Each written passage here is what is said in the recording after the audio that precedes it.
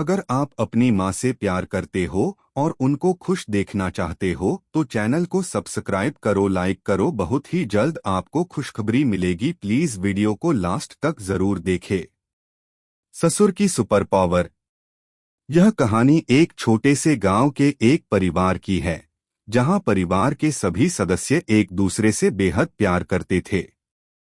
हालांकि जैसे हर परिवार में कुछ न कुछ अनूठी घटनाएं घटती रहती हैं, वैसे ही इस परिवार में भी एक अद्भुत घटना हुई। यह घटना एक ससुर और बहू के बीच हुई मजेदार वार्तालाप से शुरू हुई, जिसने पूरी परिवार को हंसी से लोटपोट कर दिया। परिचय।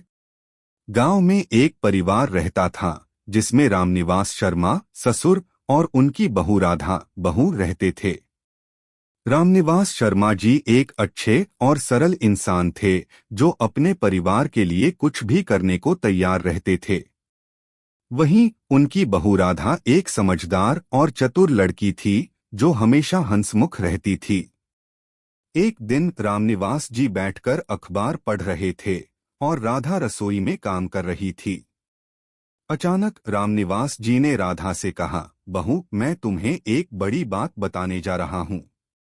राधा ने सिर उठाकर अपने ससुर की ओर देखा और हंसते हुए बोली, क्या पिताजी, ऐसा क्या है जो आप मुझसे छुपा रहे हैं?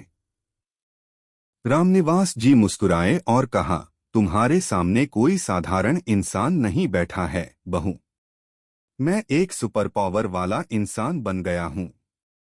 राधा ने चौंकते हुए कहा, सुपर पावर?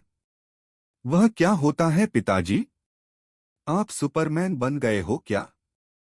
रामनिवास जी गंभीर होकर बोले, नहीं बहू, मैं किसी म्यूटेंट की तरह नहीं हूं, लेकिन मेरे पास कुछ खास शक्तियां हैं।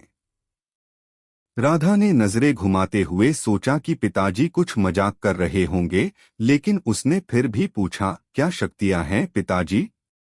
रामनिवास जी मुस्कुराते हुए बोले, मेरे पास एक अद्भुत शक्ति है। मैं किसी भी परिस्थिति में शांति बनाए रख सकता हूँ और हर समस्या का समाधान अपने आप निकाल सकता हूँ। राधा ने थोड़ी देर सोचा और फिर हंसते हुए कहा, अच्छा, तो आप ऐसी सुपर पावर रखते हैं कि हर समस्या का समाधान खुद निकाल लेते हैं। यह तो बड़ा अद्भुत लगता है। रामनिवास जी को लगा कि बहू अब मुझसे पूरी तरह प्रभावित हो गई है, लेकिन राधा ने अपनी बात पूरी करते हुए कहा, लेकिन पिताजी, आप तो मुझे एक छोटी सी बात भी समझा नहीं पाते। फिर यह सुपर पावर कहाँ से आ गई? रामनिवास जी ने सोचा, शायद बहू को मेरी शक्तियों का असली एहसास नहीं हो पाया है, तो क्यों न उसे थोड़ा और समझाया जाए। वह बोले, बहू देखो, जब तुम्हारे सामने कोई समस्या आती है तो मैं उस समस्या का हल तुरंत ढूंढ लेता हूँ। जैसे तुम्हें याद होगा, जब तुम्हारी माँ का फोन आया था कि वह हमारे घर आने वाली हैं और तुम घबराई हुई थीं।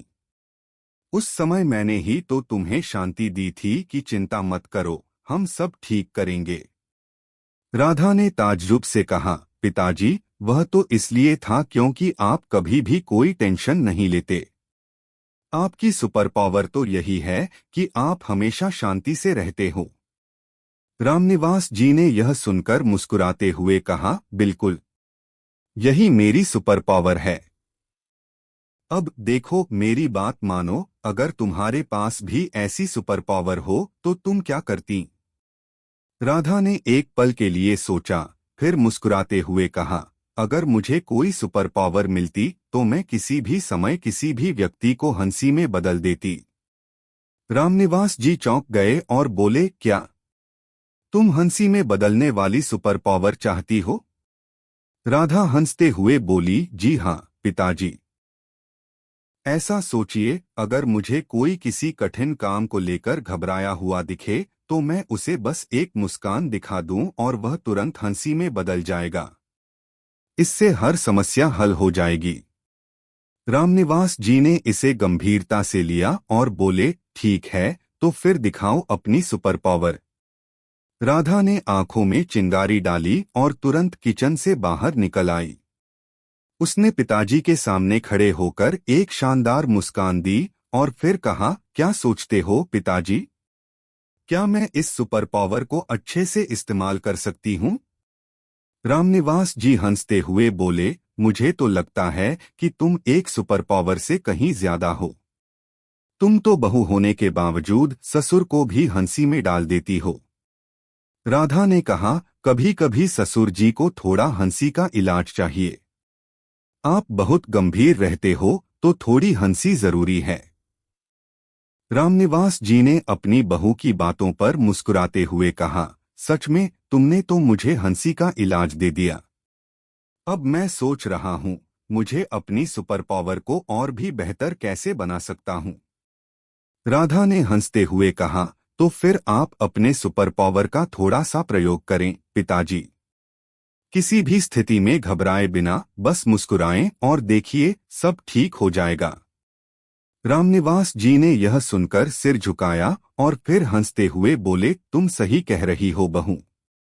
मुझे अब समझ में आया कि असली सुपर पावर हंसी में छिपी होती है।